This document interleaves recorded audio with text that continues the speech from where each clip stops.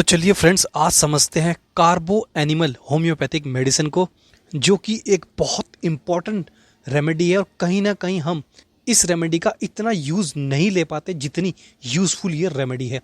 तो चलिए सबसे पहले एक छोटा सा ओवरव्यू कर लेते हैं और समझ लेते हैं कि मेन स्पेयर ऑफ एक्शन क्या है, कैसे पेशेंट के अंदर मेंटल सिम्टम्स पाए जाएंगे, कैसे फिजिकल सिम्टम्स पाए जाएंगे और ओवरऑल पिक्चर क्या है इस रेमेडी की। उसके बाद एक एक सिम्टम को डीपली स्टडी करेंगे, उसके मेंटल सिम्टम्स को और डीप समझेंगे, फिजिकल सिम्टम्स को समझेंगे और इस रेमेडी की मोडेलिटीज़ को भी समझेंगे।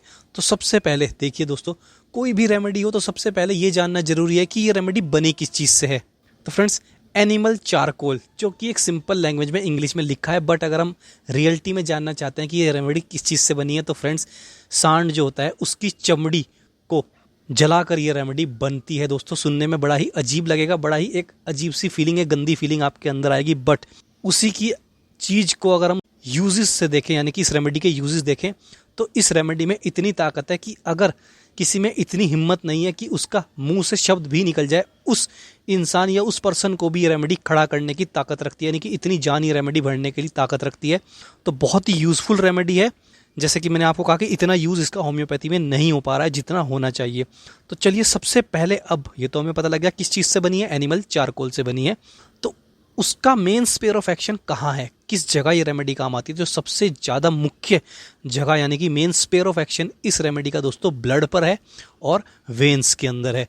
देखिए, ओवरऑल अगर हम बात करें तो सर्कुलेशन पे ये रेमेडी सबसे ज़्यादा काम करती है। सर्कुलेशन जिसका स्लो हो, सर्कुलेशन स्लो होने से क्या हो जाता है, वहाँ पर सर्कुलेशन यानी कि ब्लड ही अच्छे से सर्कुलेट नहीं कर पा रहा, तो क्या नसें नीली पड़ जाती हैं, ब्लूनेस देखने मिल जाएगी स्किन के अंदर, भले ही वो कोई भी बॉडी पार्ट हो। पूरी बॉडी के अंदर अगर आपको कहीं भी ब्लूनेस यानी कि नीलापन, नसों के अंदर, वेन्स के अंदर नीलापन, और उसके साथ साथ ऐसे लगता है, पेशेंट आपको बताएगा कि मेरे हाथ पैर ठंडे पड़ते जा रहे हैं, यानी कि ऐसा लगता है कि मेरे हाथ ठंडे पड़े हैं, इनमें कुछ जान ही नहीं है, या फिर पूरा शरीर ही ठंडा ठंडा सा महसूस होता है।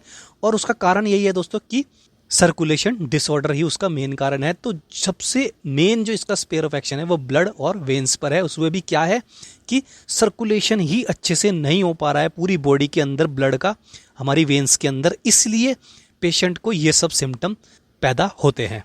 इसके साथ साथ देखिए, ग्लैंड्स के लिए सबसे ज़्यादा ये रेमेडी ग्लैंड्स के लिए यूज़ होती है। स्टोनी हार्ड ग्लैंड्स हो जाते हैं जो कि बहुत पेनफुल होते हैं, और स्वोलो ग्लैंड्स मिलते हैं इस पेशेंट के अंदर, यानी कि ग्लैंड कैसे होंगे, बिल्कुल पत्थर जैसे सख्त हो जाएंगे कुछ समय बाद, और वो सूजते, यानी कि अगर कोई ग्लैंड है तो वो बढ़ता ही जाएगा, भले ही एक्जिला यानी कि एक्जिला में ग्लैंड पाया जाए, भले ही गर्दन में ग्लैंड पाया जाए, भले ही ब्रेस्ट में ग्लैंड पाया जाए, ब्रेस्ट में कैंसर हो, उसके साथ साथ यूट्रस में फिब्रोइड्स पाए जाएं या यूट्रस में कैंसर भी पाया जाए, तब भी ये रेमेडी काम करेगी। बट जो मेन थिंग है वो ऐसा, यानी कि होगा क्यों, क्योंकि सर्कुलेशन जो है बॉडी का उस पार्ट पर वो अच्छे से नहीं हो पा रहा है, इसलिए वहाँ पर ठंडी ठंडी सेंसेशंस होंगी, यानी कि हाथ पैर ठंडे रहेंगे, शरीर में जान नहीं रहेगी, पेशेंट बहुत जल्दी थक जाएगा, जरा सा काम कर लेगा, यानी कि इसमें एक सिम्टम भी बताया गया कि ओवर लिफ्टिंग, हल्का सा भी उसने वजन उठा लिया ना तो वो ऐसे हो जाएगा कि बिल्कुल बेजान, यानी कि पेशेंट आपको बोलेगा, एज इट इज़ बताएगा कि मेरे शरीर में तो जान ही नहीं बची है।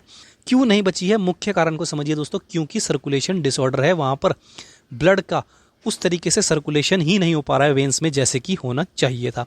उसके साथ साथ रेस्पिरेटरी पूरे सिस्टम पर ये रेमेडी बहुत अच्छे से काम करती है। उसके अंदर भी आपको वही मिलेगा। अगर बहुत लंबे समय से पेशेंट को निमोनिया रहा है और वो निमोनिया ठीक भी हो गया, यानी कि पेशेंट फुल्ली रिकवर्ड हो गया है, बट उसके बाद चेस्ट में पेन रहने लगा है और वहाँ पर एक ठंडी ठंडी सेंसेशन रहने लगी है, तो भी हम इस रेमेडी का यूज़ कर सकते हैं। और इस सिम्टम के अंदर एक रेमेडी और बहुत ज़्यादा यूज़फुल होती है, वो होती है रेननकुलस बेल्बस। तो रेननकुलस और हमारी कार्बो एनी, जिसको हम शॉर्ट फॉर्म में बोलते हैं, फुल नेम है कार्बो एनिमलिस बोलते हैं दोस्तों इसको, इस रेमेडी का यहाँ पर चेस्ट वाले रीजन में ज़्यादा काम आता है। उसके साथ साथ पेट पर भी इसका मेन स्पेयर ऑफ एक्शन है, यानी कि गैस्ट्रो इंटेस्टाइनल पूरे सिस्टम पर, और उसके साथ साथ यूरिनरी सिस्टम, स्किन और एक्सट्रीमिटीज़, इन सब पर इसका मेन स्पेयर ऑफ एक्शन है। तो देखिए, जहाँ भी सर्कुलेशन स्लो पाया जाएगा ना, देखिए वो बॉडी में कहीं भी हो सकता है कम, वहाँ पर ये रेमेडी बहुत अच्छे से काम करेगी। तो सबसे मुख्य, इसलिए मैंने स्टार्टिंग में कहा, सबसे मुख्य स्पेयर ऑफ एक्शन है इसका ब्लड और वेन्स। वेन्स के अंदर वो सर्कुलेशन नहीं हो पा रहा है। तो ये तो हमने मेन स्पेयर ऑफ एक्शन की बात की। इसके साथ साथ ही इसके थर्मल्स की बात करें, यानी कि पेशेंट को गर्मी बर्दाश्त नहीं या ठंड बर्दाश्त नहीं, तो फ्रेंड्स वो चिली पेशेंट होगा। क्यों? क्योंकि सर्कुलेशन डिसऑर्डर है, सर्कुलेशन इतना अच्छा बॉडी में हो ही नहीं रहा है, तो लैक ऑफ हीट यानी कि जो उसकी इंटरनल हीट है उसमें कमी पाई जाएगी, इसलिए चिली पेशेंट आपको ये मिलने वाला है। तो फ्रेंड्स ये तो हमने एक ओवरऑल पिक्चर इस रेमेडी की समझ ली। चलिए अब इसके की यूजेस को समझते हैं कि सबसे ज़्यादा यूज ये रेमेडी कहाँ पर आती है। तो फ्रेंड्स सबसे पहला पॉइंट ही है कैंसर। देखिए ब्रेस्ट कैंसर यानी कि मैमल्स के अंदर कैंसर पाया जाए, उसके साथ साथ जो ग्लैंड है, जो ग्लैंड कैंसर का रूप ले रही है, वो कैसी होगी? गांठ बिल्कुल पत्थर जैसी, स्टोनी हार्ड जैसी कोनायम रेमेडी के अंदर पाई जाती है, ऐसे ही कार्बो एनिमल रेमेडी के अंदर पाई जाएगी। बट कोनायम एक अलग प्रकार की रेमेडी है। कोनायम की मेन थीम है अगर उसकी सेक्सुअल डिज़ायर सप्रेस्ड हो रही है, यानी कि उसके अंदर कोई अंदर चीज़ दब रही है, वो उसकी मेन थीम है। बट यहाँ पर जो मेन कार्बो एनिमल लिस्ट के अंदर जो मेन थीम निकल के आ रही है वो क्या है? Circulation disorder. और कहीं ना कहीं इसमें स्ट्रेस का भी एक बहुत इंपॉर्टेंट रोल है। पेशेंट के अंदर हमेशा स्ट्रेस रहेगी, एंजाइटी रहेगी, और ये सब चीज़ें जो कैंसर हैं, गांठें हैं, ये सब पैदा ही तब होता है दोस्तों जब बॉडी में कहीं ना कहीं हार्मोनल डिसबैलेंस हो रहा है, या फिर एंजाइटी बहुत लंबे समय से अंदर ही अंदर वो पेशेंट किसी बात को लेकर तनाव में है, तभी ये चीज़ निकल के आती है और इसी के लिए रेमेडी काम आती है। उसके साथ साथ नेक्स्ट जो की यूजेस है उसमें बताया गया ग्रेट फटीग, बहुत ज़्यादा थकावट दोस्तों, जिसकी हम बात कर चुके हैं कारण की कि ऐसा है क्यों? क्योंकि सर्कुलेशन डिसऑर्डर है, बॉडी में उतना सर्कुलेशन नहीं हो पा रहा है, वेन्स में उतना ब्लड फ्लो नहीं हो पा रहा है जितना होना चाहिए था, इसलिए जरा सा एग्जर्शन यानी कि जरा सा भी अगर ज़्यादा काम हो गया तो वो बिल्कुल फेंट हो जाएगा, पेशेंट बिल्कुल थक जाएगा। बुजुर्ग आदमी बहुत जल्दी थक जाएगा, हल्की सी ओवर लिफ्टिंग हो गई तब वो पेशेंट बिल्कुल एग्जॉस्ट हो जाएगा।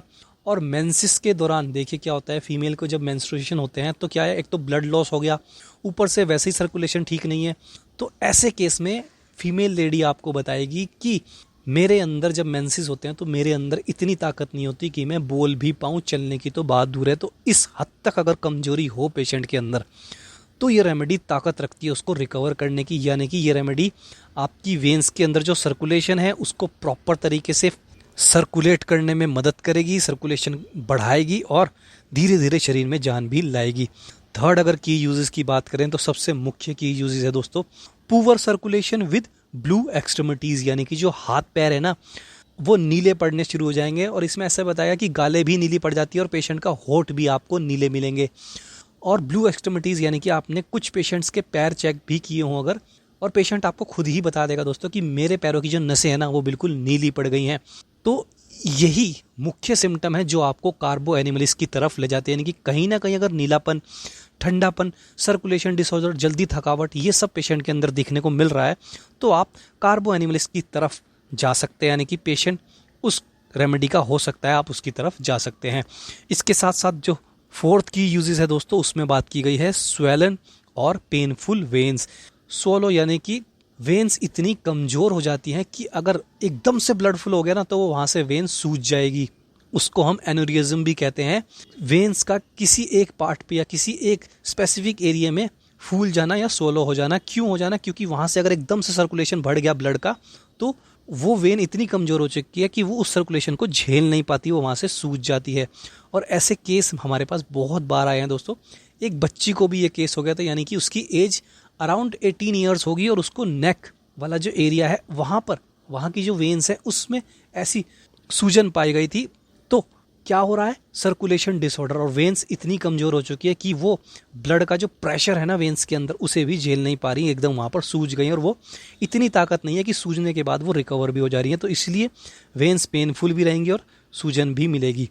तो ये हमने की यूजेस इसके समझ ली, यानी कि की यूजेस समझ कर ही हम मेन सार हम लगभग समझ चुके हैं दोस्तों कि किस प्रकार की रेमेडी है और किन किन चीज़ों में ये रेमेडी काम आने वाली है और क्यों ऐसा होता है वही समझना ज़रूरी है। एक रेमेडी के लिए को हम जब भी पढ़े तो पहले ये समझे कि ऐसा हो क्यों रहा है, यानी कि अगर हम सिर्फ रटने बैठेंगे तो कभी भी होम्योपैथी में तो दोस्तों कभी भी आप उस चीज़ को पकड़ ही नहीं सकते। अगर नहीं केस टेकिंग आप जितनी मर्जी कर लें, अगर आपको एक रेमेडी का सार नहीं पता है ना कि रेमेडी करती क्या है और ऐसा हो क्यों रहा है, तो आप पेशेंट केस टेकिंग में भी प्रॉब्लम आएगी और पेशेंट को समझने में भी प्रॉब्लम आएगी, क्योंकि बहुत सारी मेडिसिन हैं। आपको एक एक सिम्टम पेशेंट बताता जाएगा, आपके दिमाग में अलग अलग रेमेडीज़ घूमती जाएंगी, तो उन अलग अलग रेमेडीज़ में से भी या फिर आप रेपिटाइज भी करेंगे तब भी आपको बहुत सारे रेमेडीज़ मिलेंगी, तो उनमें से एक फाइंड करना बड़ा टिपिकल काम है।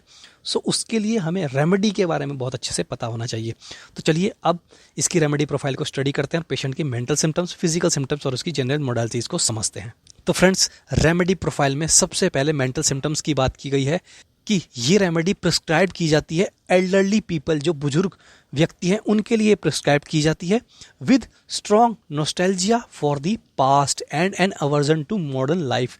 देखिए, बड़ी ही यूनिक मेंटल सिम्टम्स इस पेशेंट के अंदर पाए जाएंगे। उसको ना पुराना जीवन, बस उसकी मेन थीम क्या रहेगी, पुराना जीवन। अगर मेंटल सिम्टम्स से हम इस रेमेडी को पकड़ेंगे, यानी कि पेशेंट बात कर रहा है तो बस पुरानी लाइफ की बात कर रहा है। वो बेहतर था, मेरे पुराने दिन अच्छे थे, जब मैं स्कूल में था वो बढ़िया था, अब बेकार हो गई है लाइफ, मॉडर्न लाइफ बहुत बेकार है, सब एकदम भागे फिर रहे हैं। अगर वो इस प्रकार की बातें कर रहा है ना, तो कहीं ना कहीं वो पास्ट इवेंट को ज़्यादा प्रेफरेंस दे रहा है अपनी लाइफ के अंदर, और वही इस पूरी रेमेडी के मेंटल सिम्टम्स की थीम है कि वो पास्ट इवेंट में ही घूमता रहता है। अपनी पूरा जीवन वो पिछले जीवन को याद करके चलता रहता है कि पिछला जीवन बहुत बेहतर था, जो नया जीवन है, जो मॉडर्न लाइफ है, उससे वो बड़ी नफरत करता है आप पेशेंट।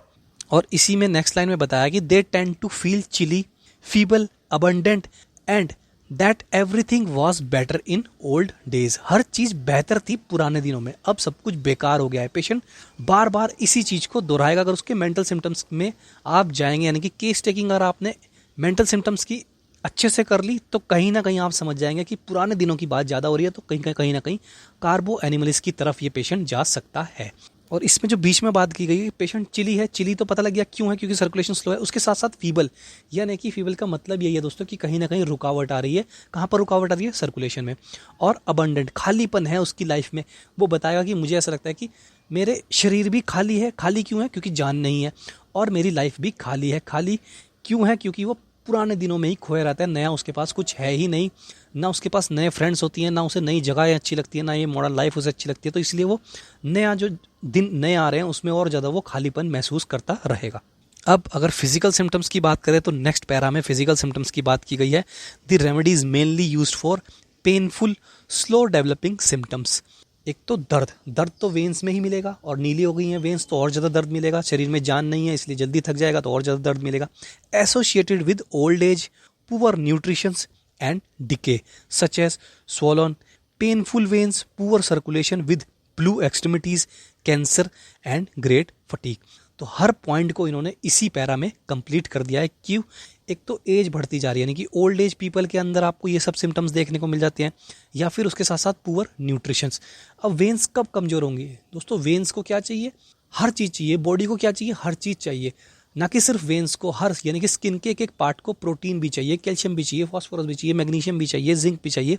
तो ये सब चीज़ें कहीं ना कहीं अगर आपका न्यूट्रिशन ठीक नहीं है, आपकी डाइट ठीक नहीं है, तो वेन्स लगातार कमज़ोर होती रहती हैं। तो अगर पुअर न्यूट्रिशन का केस भी है तब भी हम इस रेमेडी के बारे में सोच सकते हैं। उसके साथ साथ डिके, चीज़ों में खोखलापन भी नज़र आने लगेगा, जैसे कि दांत बहुत जल्दी सड़ने शुरू होंगे, नखून खराब हो जाएंगे, और वेन्स ऐसी हो जाएंगी कि बिल्कुल ख़त्म हो गई हैं, बिल्कुल नीली से वो काली पड़नी शुरू हो जाएंगी। अगर वो पेशेंट आपके पास बहुत लेट आया है तो वो नीली वेन्स भी बचेंगी, और कुछ वेन्स तो बिल्कुल डेड हो चुकी होंगी, बिल्कुल काली पड़ चुकी होंगी। तो इसलिए चीज़ें क्या है, और खोखली होती जा रही हैं और ख़त्म होती जा रही हैं। क्यों? क्योंकि सर्कुलेशन ही नहीं है। उसके साथ साथ अगर डाइट अच्छी नहीं है और एज भी बढ़ती जा रही है, तो ये सब चीज़ें बहुत एक्सट्रीम लेवल तक भी पहुँच सकती हैं।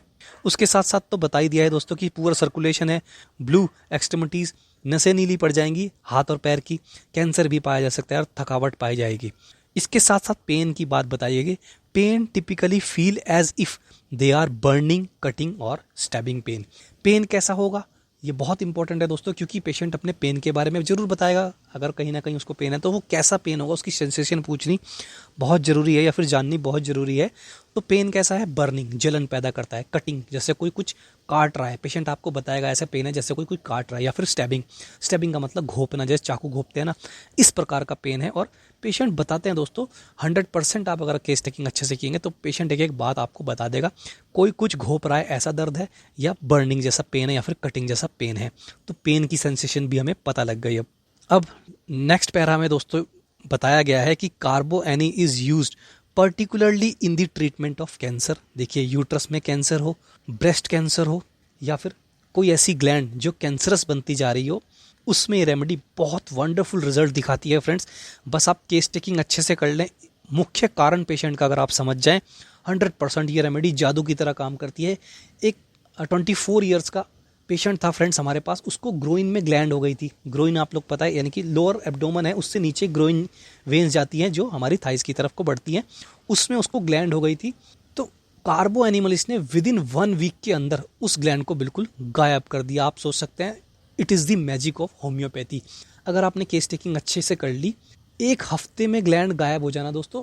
6-6 महीने पेशेंट ट्रीटमेंट कराते हैं, उसके बाद कहीं जाकर होम्योपैथी पे आते हैं कि एलोपैथी में हमें इलाज नहीं मिल रहा है, सब कह रहे हैं ऑपरेट करा लो। उसके बाद वो कहीं ना कहीं होम्योपैथी में आते हैं, तब जाके हम ऐसे केसेस को पकड़ पाते हैं। तो विद इन 1 वीक इसने रिजल्ट अपना दिखा दिया। तो इतनी वंडरफुल ये रेमेडी है। और इसी में आगे बताया गया है specially cancers of the gland, कहीं पर गांठ हो जाए या फिर यूट्रस का कैंसर हो, उसके साथ साथ and for distension of the abdomen after abdominal surgery. पेट की किसी प्रकार की सर्जरी हुई है और उसके बाद पेट क्या हो गया है, तन गया है, डिस्टेंशन और ज़्यादा बढ़ा हुआ महसूस हो रहा है पेशेंट को, तो कहीं ना कहीं सर्जरी होने के बाद अगर ऐसा कंडीशन पाई जाए तो हम इस रेमेडी की तरफ जा सकते हैं। तो देखिए दोस्तों, कितनी वंडरफुल रेमेडी है। कैंसर तक में ये काम आती है। मेन थीम क्या है, सर्कुलेशन डिसऑर्डर में काम आती है। हाथ पैर ठंडे, शरीर में जान नहीं, नसों में ताकत नहीं, नसें पेनफुल है और पास्ट इवेंट यानी कि मेंटल थीम को कभी नहीं भूलना चाहिए दोस्तों। देखिए हैनीमैन जी कहते थे कि अगर आपने मेंटल थीम पेशेंट की पकड़ ली तो कहीं ना कहीं आपने उस पेशेंट को पूरे प्रॉपर तरीके से पकड़ लिया है। यानी कि आप उसकी अब ऐसी रेमेडी निकाल देंगे जो उसको फिजिकली तो ठीक करेगी बट मेंटली भी उसको और ज़्यादा इंप्रूव कर देगी। अब एक बार इसकी जनरल मोडेलिटीज़ समझ लेते हैं दोस्तों, जिसका मतलब है कि उस पेशेंट को आराम किस चीज़ से मिलता है, उसको एमिलिरेशन किस चीज़ से होता है, उसके सिम्टम्स एग्रावेट किस चीज़ से होते हैं, यानी कि उसके सिम्टम्स किस चीज़ से और ज़्यादा बढ़ जाते हैं।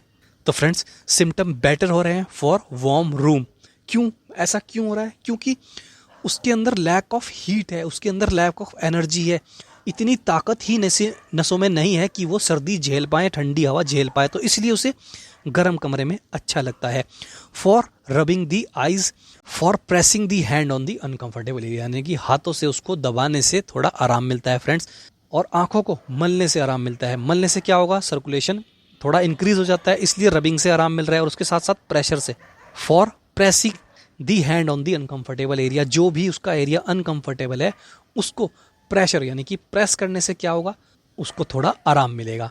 सिम्टम वर्स कब हो रहे हैं? For dry cold air. ऐसा क्यों हो रहा है दोस्तों? अब तो समझ जाना चाहिए क्यों। क्योंकि सर्कुलेशन डिसऑर्डर है, उसके साथ साथ लैक ऑफ हीट उस पेशेंट के अंदर आपको मिलेगी।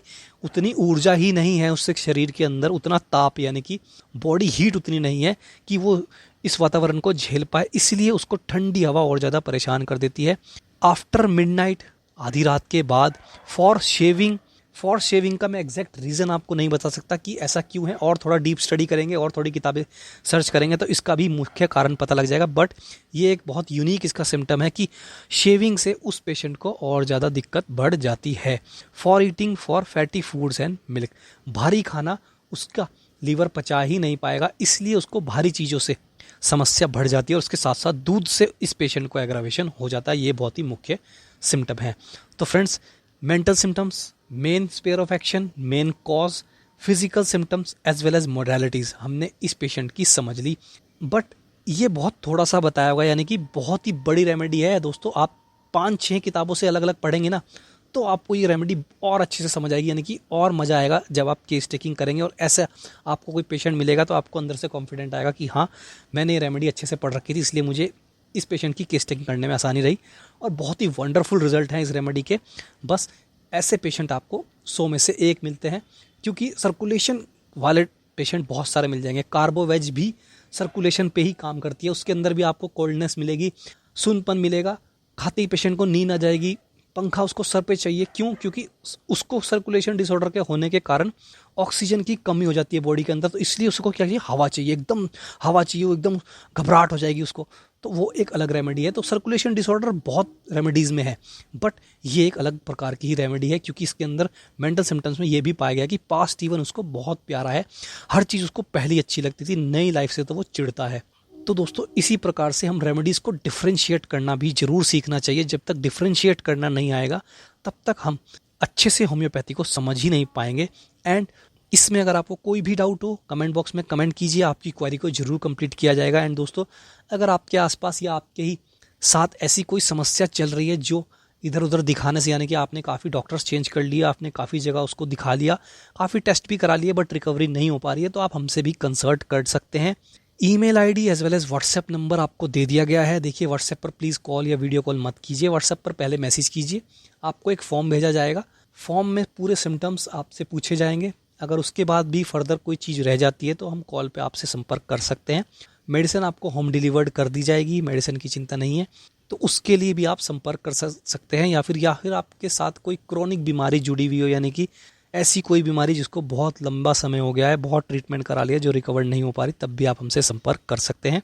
आज के लिए दोस्तों इतना ही, कल मिलेंगे इससे भी ज़्यादा इंपॉर्टेंट एंड यूजफुल रेमेडीज़ के साथ। तब तक के लिए धन्यवाद।